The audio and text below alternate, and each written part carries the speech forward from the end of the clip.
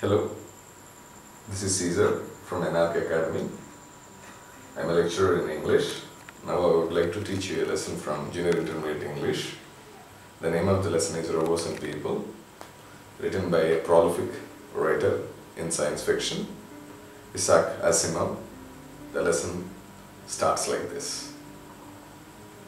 One of the reasons why the United States is hesitating about going full speed ahead with industrial robots is probably the fear of unemployment. As more and more robots are put into factories, what happens to the men and women who used to have the jobs?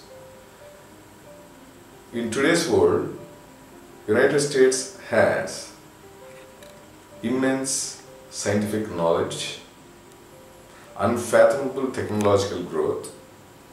As a nation holding this sort of caliber, it can experiment in numerous ways. Even though United States has this sort of historicity, it has hesitation towards the development of robotic technology inside and outside the US. The reason is apparent. If robotic technologies is given primordial importance, it gets a kind of development, it goes at rocket speed, then there is a possibility of human beings losing job after job. Then what happens? The answer is very clear. Unemployment. Unemployment can be a root cause for poverty, and it leads to the development of crime. Based on these reasons, United States doesn't have great interest in the development of robotic technology. Of course, the writer says he has got some issues to discuss in harness to the development of robotic technology across the world, and he wants to showcase and highlight the benefits of developing robotic technology. Way back to 1970s, all hazardous jobs were performed by human beings, like working in factories, mines, explosives, and factories developing explosives, and chemical manufacturers. In all these areas, human beings are forced to work at the cost of their lives. For their sustenance, they are putting life at risk. Asimov condemns this sort of living. Instead of putting life at risk, why shouldn't we use robots instead of human beings? Why don't we employ them to work in hazardous environments? This makes great sense. Let us discuss it. Some jobs are quite monotonous by nature. Asimov cites the job of a typist, the job of a postman, or an assembly line worker. For example, a typist types letters and it becomes a routine activity for him. And a postman and his nature of job is well known to everyone. He carries letters from place to place, checks the address and delivers them in time to the right person. And these people need not use their brains much. Their jobs do not require much intelligence.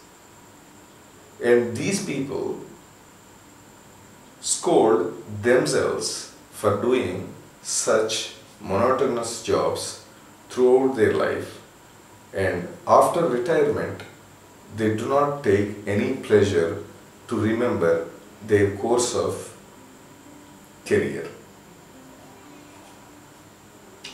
Now we have devised robots that are much more complicated than rest of the machines. Robotic technology is of great importance, and robotic technology is far better than the rest of the technologies which are being exercised today by modern man. They are complicated enough to do jobs that until now only human beings could do, but that are too simple for the marvelous brains we all have. Robotic technology is very much complicated, like the working process of a human brain. For understanding robotic technology, we need enough experience, exposure, and knowledge. In that case, why not let the robots do it? This is another question taken into notice. Why shouldn't human beings do other and better things? After all, whenever there is an important new invention, some jobs are lost. When the automobiles came into use, there was a gradual but steady loss of jobs that involved horses. So whenever there is a new invention, there is an old-fashioned conception which is still in vogue. That is, whenever a new convention or invention comes into existence, it is believed that old-fashioned jobs are lost. The best example in this context, which Isaac Asimov highlights, is automobile industry. When this came into existence, traditional jobs and traditional transportation of horse carriages was thrown into gutters. People who found their survival in this transporting activity lost their living and livelihood. The reason is very much clear. Most of the people were into manufacturing whips, spurs, and bringing cattle food and selling of it and buying their daily needs, and preparing wheels and repairing horse carriages. By doing all these jobs, they were getting their livelihood. It is believed, like a misconception, that automobile industry shattered their livelihood. On the other hand, automobile industry brought out millions of jobs.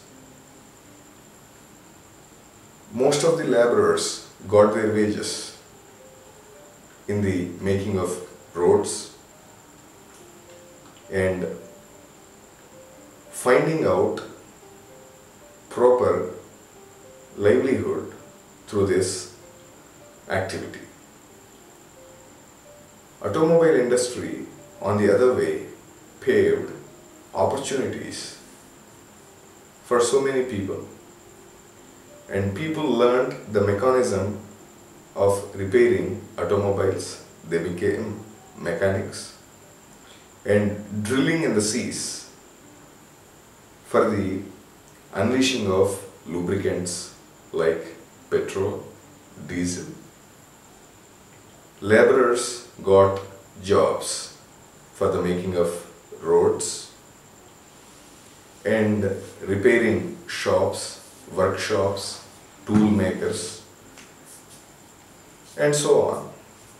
This is how Automobile industry provided jobs for millions of people, whereas it shattered thousands of lives. A new invention gives career for zealous people, whereas people who were pertaining to the traditional living might lose opportunities sometimes. For that reason, we should not deny new inventions at all. It is like oxygen for the development of mankind. Of course, there is a catch. Asimov says, if I argue like this, you may find a drawback in my argument. We can't just tell a person who has been working on an assembly line for 25 years to stop and take a job designing robots instead. An assembly line worker is one who works in an environment where thousands of people are involved in the production of a product. For example, the making of slippers or shoes. It is not made by one person. There are so many individuals involved in the bringing process of a proper output. And we cannot ask any individual to stop his job and start learning robotic technology instead of doing his routine activity. Even as a writer, Asimov never encouraged this dogma. For example, if any new invention comes into being, there must be a learning curve. It takes a changeover, and we see a transition period for the proper upsurgence of any new technology in the global markets. In order to promote it,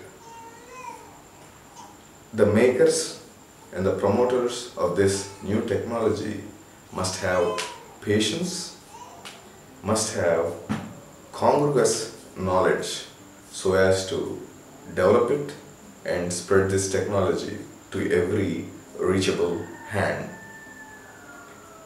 In this course of development, patience and timely decisions and promotion of this new technology needs proper care and attention. For the old-fashioned lives and bringing them close to this new technology, conducting workshops, making them learn this technology needs careful understanding and careful teaching. Then only any new technology can be accepted in the society. If everyone accepts a new technology, it becomes a household technology. The best example is cell phone. A cell phone is used by a layman and, on the other hand, a man of excellence also. Similarly, robotic technology undergoes a transition period. During that transition period, United States especially have to be very much patient, unlike other people, because in order to obtain acceptance throughout the global market, it takes some time. In order to substantiate this point, Asimov points out the attitude and aptitude of Americans and their outlook towards technological growth in the US. Robotic technology may not stick to one place. We may call it a globe trotter. It moves across the entire globe. It reaches every nation. It should be in availability for all the nations, developed, underdeveloped, and well advanced. There is no disparity among any nation for the utility of this new international technology. Computers will get more and more complicated as days pass on. Similarly, it applies to robotic technology also, because when computers become complicated, the same technology is applicable for the exercising, employing, and working procedure of robotics also.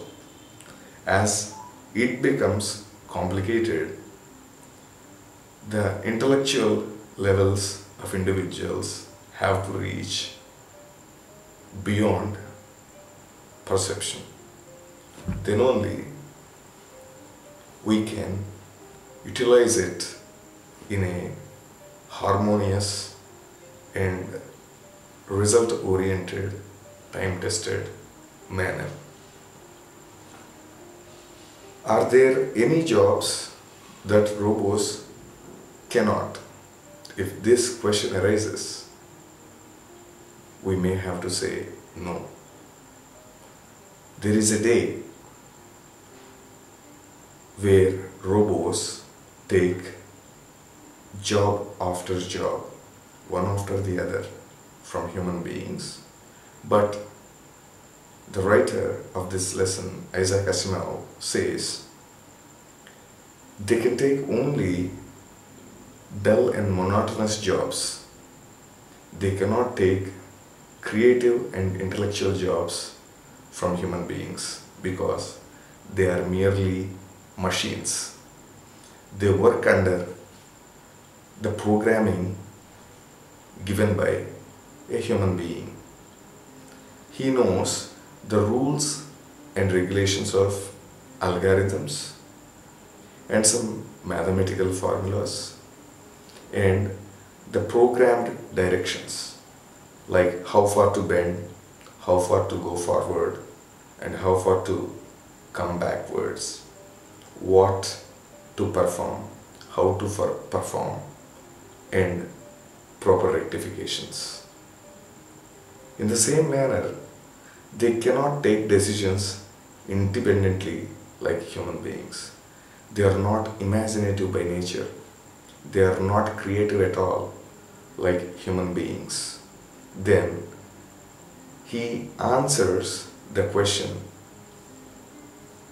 amicably by saying these realities. As long as they are not creative, our jobs are safe. We need not fear the development of robotic technology in this world. A computer can solve a mathematical problem faster than human beings. Does it mean that a computer is more intelligent than a human being? The answer is no. A computer works according to the program which is designed by a quite skilled mathematician. That doesn't mean that a computer is far above than the reach of the program designer. If a human being works at an equal pace with a computer, it gets quite disturbed, exhausted, and tired, and it may make mistakes or errors. Human being has the tendency of feeling tiredness, whereas a computer doesn't. If we notice this factor, we can understand a beautiful point, that is, they are merely machines. They can never become creative, they can never become imaginative like us. So there is no need to fear the growth and upsurgence of robotic technology in the world. The human being and human brain are quite imaginative.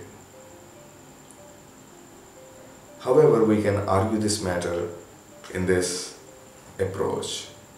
A human being works in multifaceted directions, in numerous directions. A human brain can guess, imagine, think, surprise, feel amazement, whereas a robot or a computer can't. For instance, as a writer, Isaac Asimov says, he writes books. As a writer, he wrote many books also. He writes books quickly. He thinks about a subject and then tries to explain it in his own style. He wants his expression to be clear, language to be appealing, and he never thinks about the rules of grammar, what tense is to be used, what vocabulary is to be used, what phrase is to be used, and which preposition is supposed to be used. It is a timely and orderly functioned mechanism and a beautiful written performance. Let us say the expression of a human being is a timely and orderly arranged literary or at times verbal performance. Whereas a computer makes this work under the given guidelines. If we make a question to Isaac Asimov, how can he arrange his thoughts in a properly ordered manner? He says, honestly, even I don't know. So, what we are going to speak next and which point are we exactly going to highlight, which word are we going to utter or use, we do not have any idea. This is the entire activity run under the able software inside the human brain. I honestly don't know.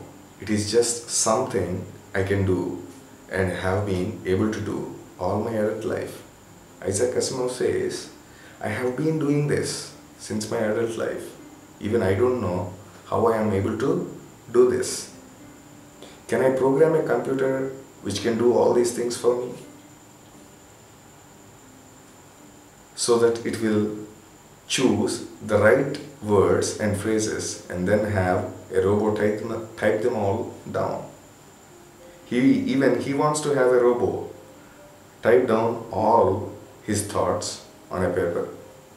Choose right vocabulary, choose right grammar, choose right expressions, and putting them in the right arrangement of thought. Even he is desiring for such a robot. He says, no, I can't, because I don't know what the rules I follow are, so I don't know how to program a computer. Even as a writer, he himself doesn't know what sort of thoughts he exactly holds and what sort of thoughts he is going to express. When a human being doesn't know what he is going to do next, then how come a machine like a robot do all these things on its own?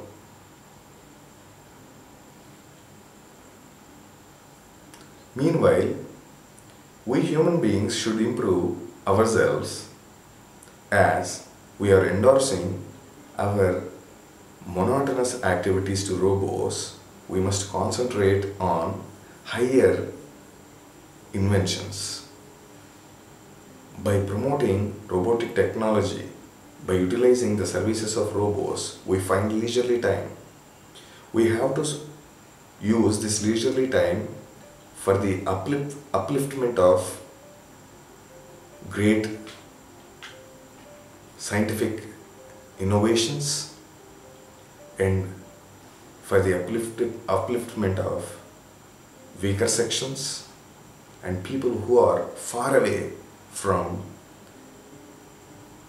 the benefits of technology and its upsurgence.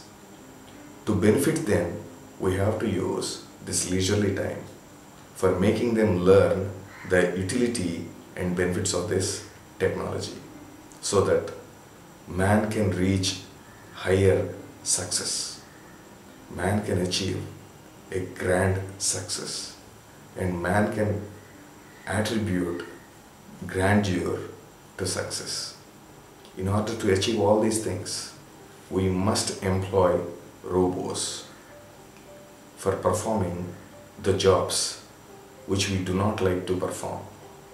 We have to endorse some household activities like cleaning the floor, washing utensils, and cutting vegetables as such.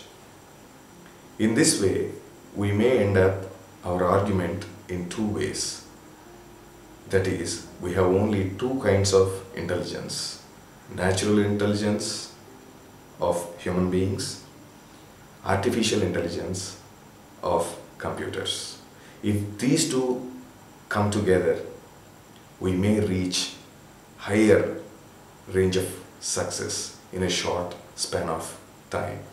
So when we observe these two kinds of intelligence, if work together, we can confidently witness matchless success in today's world, and we have to accept the bare truth that either of these intelligences could not achieve anything alone.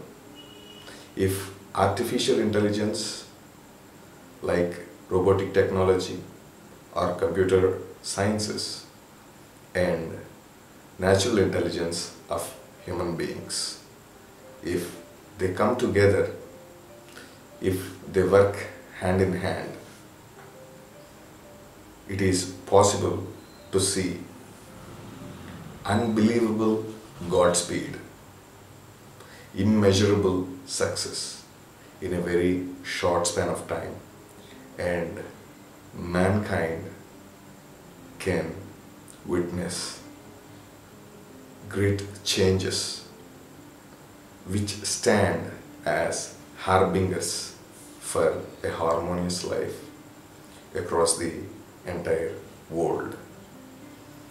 Isaac Asimov suggests each and every individual from the United States not to be biased towards robotic technology or towards any new inventions. If we hold partisan towards science and technology, there is a possibility for a hazardous misusage. For that reason, he urges the world to enjoy the benefits of technology. On the other hand, to have a positive outlook for its development as well. Isaac Asimov's style is direct and unornamented, and his language is persuasive and to an extent thought-provoking also. As a writer, He wants to suggest the developing and modernized world to be patient and to have positivism for the upcoming technological development and scientific innovations as well as inventions. Thank you.